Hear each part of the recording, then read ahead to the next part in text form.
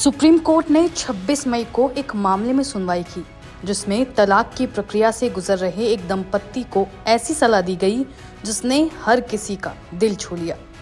दरअसल मामला लंबे समय से कोर्ट में चल रहा है और दंपत्ति का एक 3 साल का बच्चा है। मामले के कारण उस बच्चे पर नेगेटिव असर पड़ रहा था।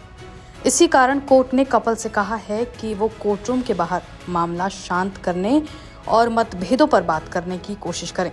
कोर्ट ने कहा कि वो साथ डिनर पर जाएं क्योंकि उनके मतभेदों का असर उनके 3 साल के बच्चे पर पड़ रहा है।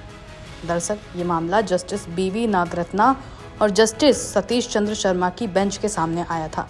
एक फैशन डिजाइनर पत्नी ने 3 साल के बेटे को विदेश यात्रा पर ले जाने के लिए अनुमति मांगी थी।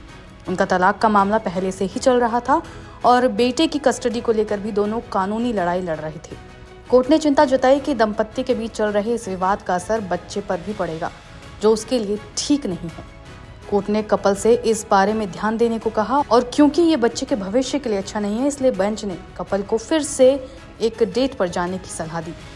बेंच ने कपल से कहा, आपका 3 साल का बच्चा है, दोनों पक्षों के बीच अहंकार की क्या बात है।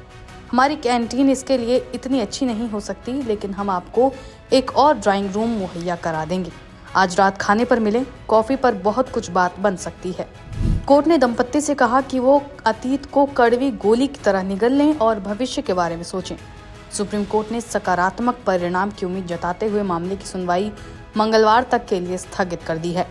पीठ ने कहा, हमने दोनों पक्षों को एक दूसरे से बातचीत करने और कल अदालत में पेश होने का निर्देश दिया है।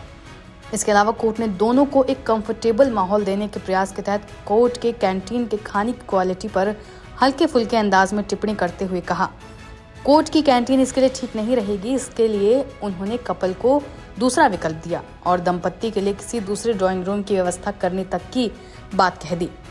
कोर्ट ने इस बात पर जोर दिया कि उनके मतभेदों पर बात करना बहुत जरूरी है ताकि उनका हल निकाला जा सके। उन्होंने कहा कि वो आज रात डिनर पर जाएं। कोर्ट ने कपल को एहसास दिलाया कि वो छोटे छोटे प्रयासों से काफ़ी सकारात्मक परिणाम निकाल सकते हैं, जैसे सिर्फ कॉफ़ी पर जाने से भी बात बन सकती है।